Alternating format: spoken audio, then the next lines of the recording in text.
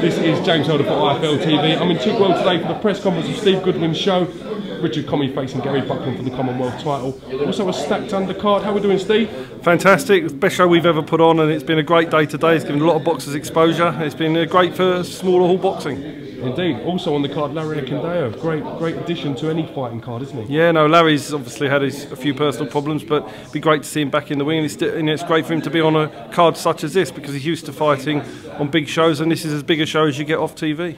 Tony Conquest on the card as well versus Carl Dilks. Talk to me a little bit about that. Well, Tony obviously got beat by Oval Mackenzie, and obviously he's having a fight back, but they didn't want it too easy, and Carl Dilks obviously is mixed at the highest level without winning at the highest level, so it's a really good fight for Tony. But you know, at the end of the day, he wants a fight where he's going to be tested rather than rolling over somebody, so it's great, you know. Just like to talk about the magnitude of your main event. Richard Commey versus Gary Buckland. That's an absolute cracking fight, isn't it? Really. Yeah, I mean, I've been speaking to everybody here today, and everybody's got a different opinion on how it's going to end. And I would honestly say that people are 50-50. They don't know, and I don't think anybody knows. Is Commey that good? Is he going to be good enough? This thing no one knows. But the problem is he's not been able to prove it because they're all scared to fight him. It's just ridiculous. So we will see on July the 12th how good Richard Commey is, and he's got his opportunity. And Gary Buckland is a proper, proper top-level operator in the UK. I mean, it's an amazing fight. I think people that go to your call will be in for a treat, not only with that, but with the whole of the card. You alluded to in the press conference that it was tough to get Richard Commey fights. I don't want to go into all that because the Buckland's fight is made, so we're going to talk about this a little bit, but is it that the case? People just don't want to fight him? Honestly, it's not. I mean, one guy, and I'm not going to go names, he wanted X amount of pounds, so we gave him X amount of pounds, then he found another reason. First he thought we wouldn't pay the money, then we did pay the money and he found another reason.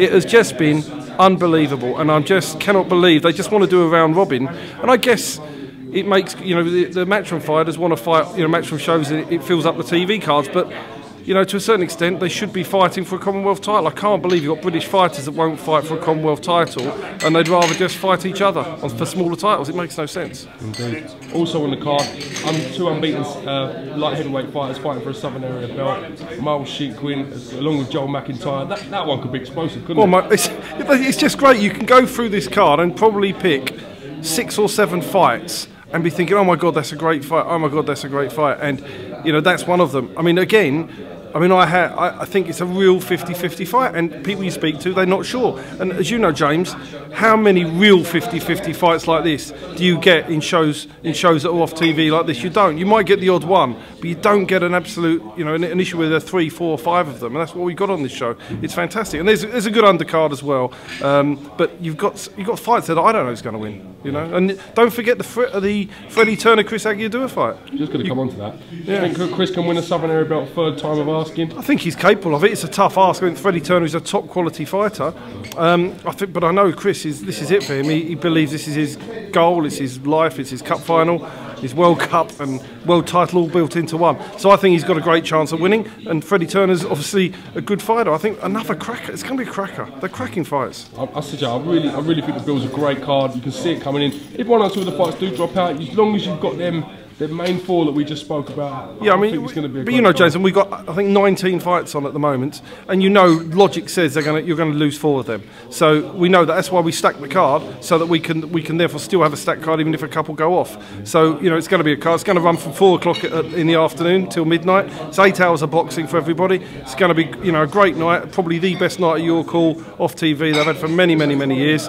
It's just going to be amazing, and tickets are selling like hotcakes. They're nearly sold out, so it's proving to be the case, Little altercation between Robin Deacon and O'Hara Davis at the press conference. Nothing more than handbags, but again, it shows the passion that there is behind the sport, doesn't Exactly. it? I mean, Robin likes to fight everybody, but Robin's got his own fight, and it's away from opponents. He's got to see if the board will give him his licence back, and that's Robin's major issue, because if he doesn't get his licence back, he's not fighting anybody, let alone O'Hara Davis. But I think Robin just does it in a bit of fun and jest, and it's good. And O'Hara took a bit of offence, but it was nothing. He just pushed him away. But Robin's got to behave himself, because how's he going to get his licence back if he doesn't behave himself? But I don't think he did anything particularly wrong today. Indeed. O'Hara Davis, exciting prospect. Can we see him featuring on more shows? Yes, I mean, he's fighting this Saturday on Olivia's show, then he's on in July, and he wants to be on at least 4 or 5 more shows this year. So the aim is to get O'Hara out twice more in September, then October, November and December. So we're going to see plenty of him, and he's obviously a very, very exciting young fighter. All right, Steve. Well, I said I think you're doing a great job. You and the youngest UK promoter, your son Josh, I think you're doing all right. Keep doing what you're doing and keep putting on the big fights, you know. Cheers, James. We'll do our best. Thank you, Steve. I appreciate it.